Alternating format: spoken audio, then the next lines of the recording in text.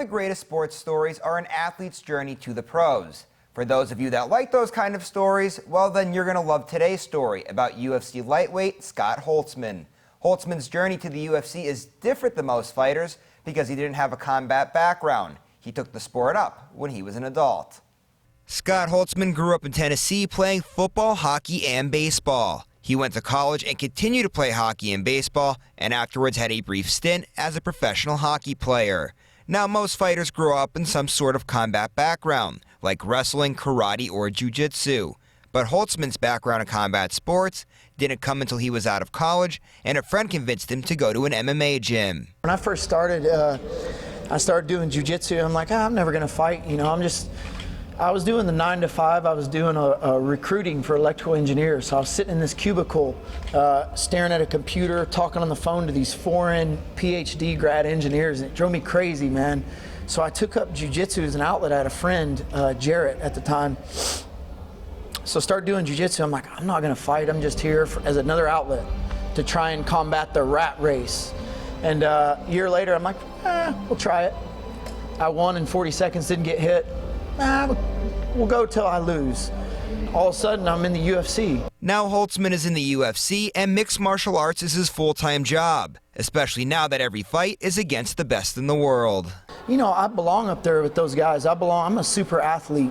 I'm kind of behind the curve, because I played professional hockey, college baseball. I got started late. These guys are Division I wrestlers. They're jiu-jitsu world champions. They're kickboxing world champions. I'm just a super athlete that decided one day to go to an MMA gym and had a lot of fun. So I've spent my entire career just trying to catch up. You know what I mean? Trying to settle in the octagon. I got in the UFC when I was 7-0. That's nothing, man. I'm fighting my last fight before the UFC was in a rodeo barn. Holtzman's come a long way from fighting in barns. In 2014, he made his UFC debut, and he's compiled a UFC record of 6-3. Also in October of 2018, he fought in the prelims of UFC 229, which would go on to be the biggest fight card in UFC history, thanks to the main event between lightweight champion Khabib Nurmagomedov and Conor McGregor. While the UFC journey has been a great experience so far, nothing can beat the experience he had earlier this month in Newark, New Jersey, when he got to celebrate a victory with his son. It's a dream come true, really it is. It's a different purpose now. It's a different sort of purpose with fighting. Before, it was anything I could do to avoid the real world for a little bit, fighting for myself and to be the best I could be.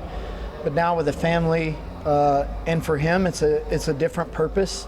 So to be able, and he's too young, he won't remember it, but he's going to be in those pics.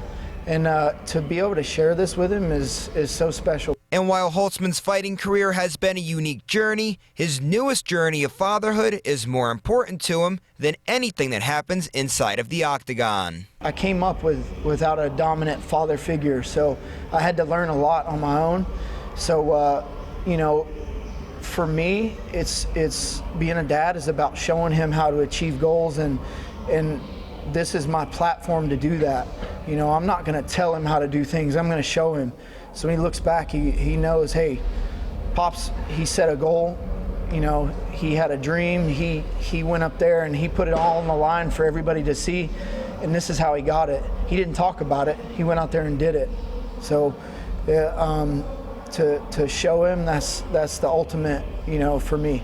What a wild ride it's been for Scott Holtzman, and it appears that things are on the up for him. After his last win, he called for a top 15 opponent, and if he gets that fight and gets a win, he'll be a ranked UFC fighter. Not bad for an athlete from Tennessee. Well, that's all the time we have for today. See you later, everyone.